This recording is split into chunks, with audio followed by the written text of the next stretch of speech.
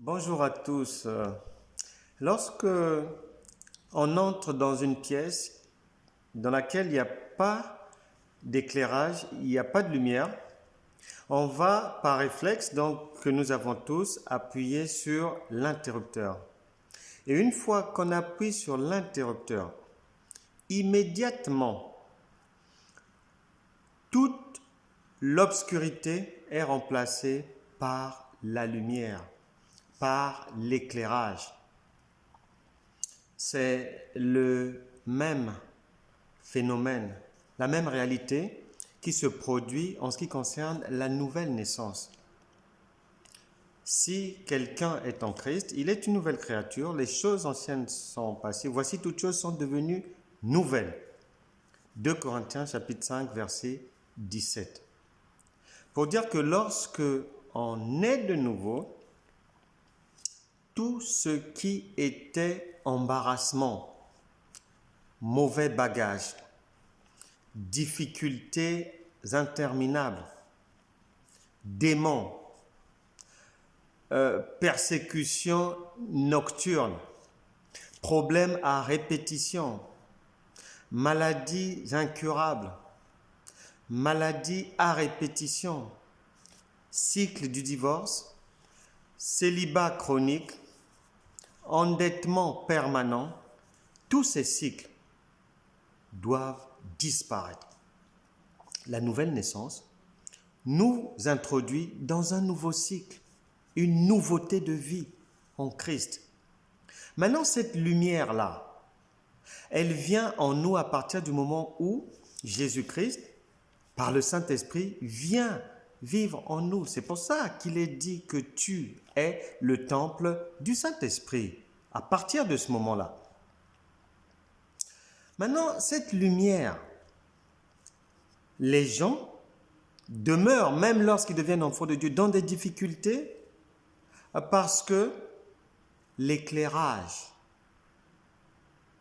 le renouveau, la nouveauté de vie, la réussite, le succès, la fin du cycle de l'échec, de la maladie et autres mauvaises choses est fonction de la détermination de chacun eu égard à sa disposition de cœur et à sa motivation à aller acquérir la sagesse, la connaissance et l'intelligence de Dieu.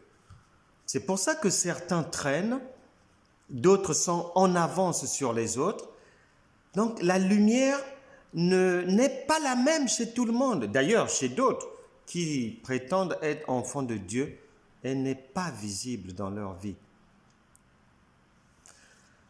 Dans l'épître de Jean, première épître de Jean, 1 Jean chapitre 3 verset 8, le Seigneur a dit, pour bien expliquer ce que veut dire le Saint-Esprit en toi, le Seigneur dit, le Fils de Dieu est venu pour détruire les œuvres du diable. Première épître de Jean, chapitre 3, verset 8. Le Fils de Dieu est venu afin de détruire les œuvres du diable. Donc lorsque le Saint-Esprit vient résider en nous, première mission, destruction des œuvres du diable. Les démons doivent partir. La vie doit avancer. Les blocages doivent être brisés, les barrières enlevées. Les insomnies s'arrêter. Les viols spirituels pendant le sommeil doivent s'arrêter immédiatement. Parce que Dieu est là.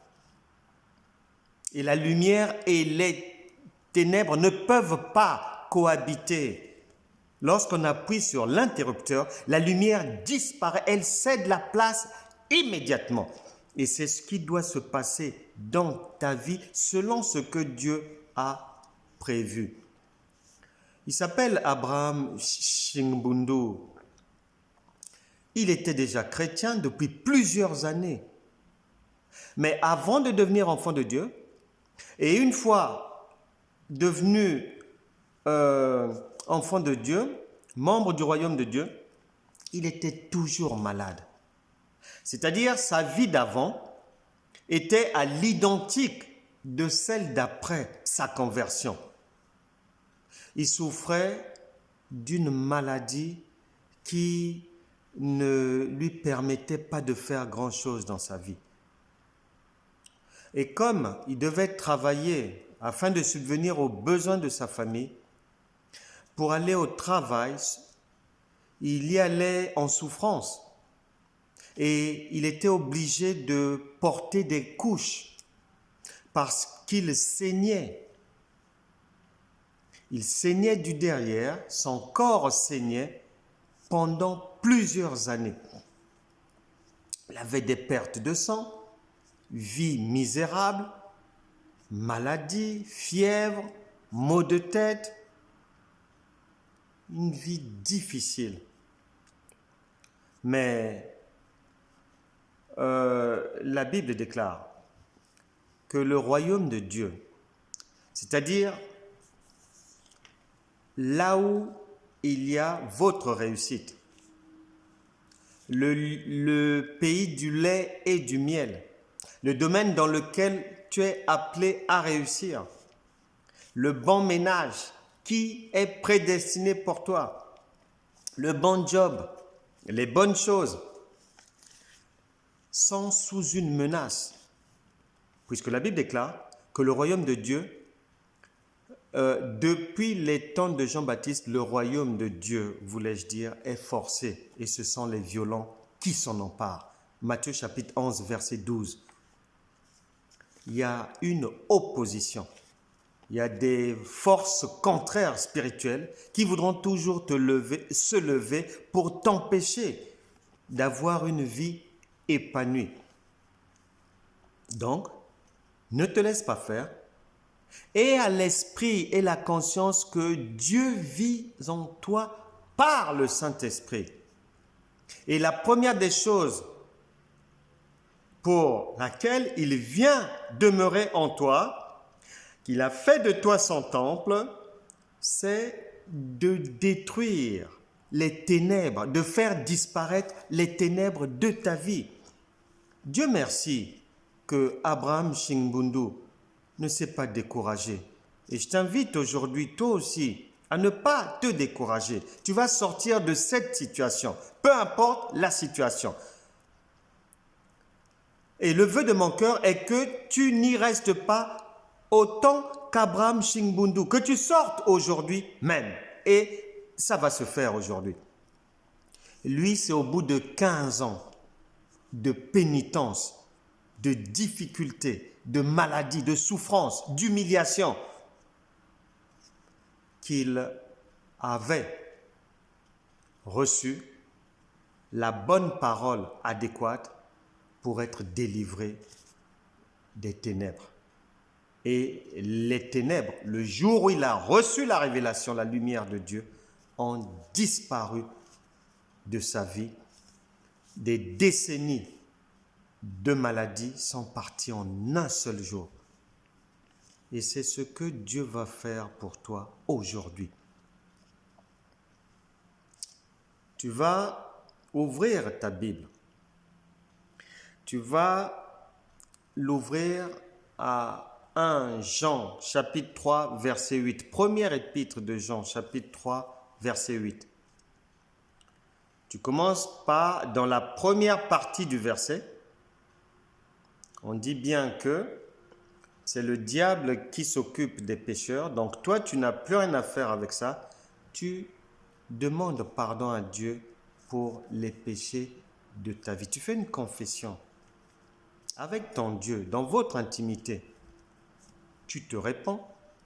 Ensuite, tu liras 3 fois la deuxième partie de ce verset, de cette parole puissante. Et tu recevras la même lumière qu'Abraham Shingbundu avait reçue. Et tu seras délivré. Le Fils de Dieu apparu afin de détruire les œuvres du diable. C'est ce qu'il va faire aujourd'hui dans ta vie. Tu lis une fois, 2 fois ce verset, 3 fois.